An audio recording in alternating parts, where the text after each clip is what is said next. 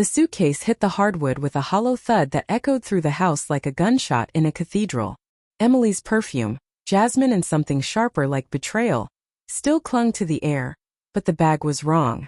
The zipper gaped open like a wound, revealing a man's black dress shirt folded too neatly among her silk blouses. My fingers trembled as I lifted it. The collar carried a trace of cologne I didn't recognize. Not mine. Never mine. I stood frozen in the foyer, the shirt dangling from my hand like evidence in a trial I hadn't known was underway. The house was too quiet. No music from the kitchen where she usually danced while unpacking. No clatter of her heels on the stairs. Just the low hum of the refrigerator and the tick of the grandfather clock counting down to something I couldn't name. M. My voice cracked on the single syllable. Upstairs a drawer slammed. Then another. The rhythm was frantic, guilty. I climbed the stairs slowly, each creak of the wood under my weight a question I wasn't ready to ask. The bedroom door was ajar, spilling a slice of golden lamplight across the hallway runner. Inside, Emily knelt on the floor, shoving clothes into the closet with the desperation of someone hiding a body. She hadn't heard me. Not yet. I watched her for a moment, her dark hair falling across her face, the way her shoulders hunched like she was bracing for impact. She looked smaller than I remembered. Fragile. The woman who'd laughed in my arms 3 days ago, promising a girl's trip to Napa with Sarah and Liv, was unraveling thread by thread.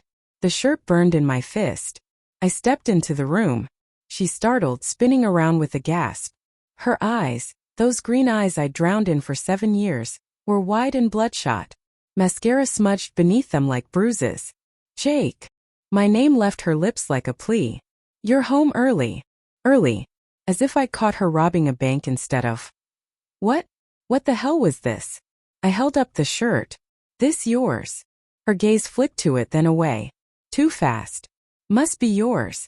You know how laundry gets mixed up. It's not mine. My voice was flat. Dangerous. Size large. I wear medium. And it smells like someone else's life.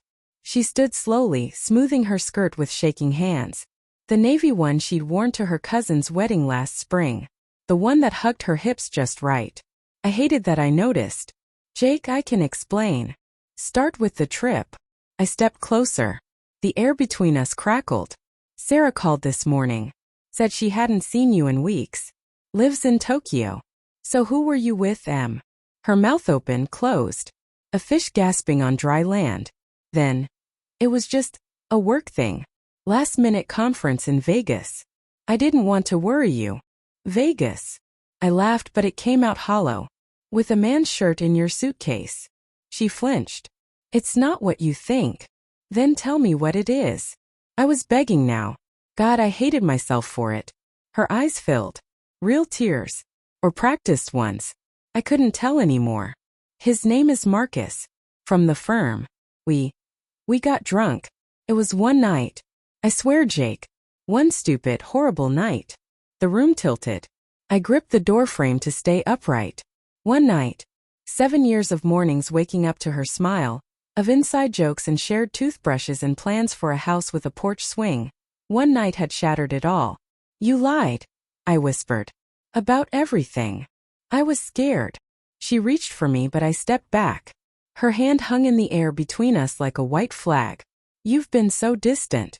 Working late, barely touching me. I felt invisible. So you fuck someone else? The words tasted like rust. It wasn't like that. Her voice broke. It was comfort. A mistake. I love you, Jake. Please. Love. I hurled the shirt at her feet. It landed like a dead thing. You packed his clothes in our suitcase. You brought him into our bed. She sank onto the mattress, burying her face in her hands. Sobs racked her body but I felt nothing. Just a vast, echoing emptiness where my heart used to be. I turned to leave. The hallway stretched endlessly before me, lined with framed photos. Us at the Grand Canyon, her 28th birthday, the day we brought home Rufus the rescue mutt. Lies all of it. A museum of a life that never existed. Jake, wait. Her voice followed me, raw and desperate. There's something else. I paused at the top of the stairs. Didn't turn around. I'm pregnant. The words hit me like a freight train. I gripped the banister until my knuckles went white. Pregnant. 3 days ago, she'd been sipping mimosas with the girls, laughing about baby names we choose together someday. Marcus. My voice didn't sound like mine. Silence. Then, so quietly I almost missed it. I don't know. I laughed then, really laughed, a sound that scraped my throat raw. The universe had a sick sense of humor. The woman I'd planned to propose to next month, the one whose texts I'd read with a stupid grin on my face while she was gone, might be carrying another man's child. I walked down the stairs. Each step felt like descending into hell. Behind me, her sobs grew frantic, but I didn't stop. Couldn't. The front door loomed ahead. A portal to a world where Emily didn't exist. As I reached for the handle, something caught my eye on the console table. A small velvet box. My heart stuttered.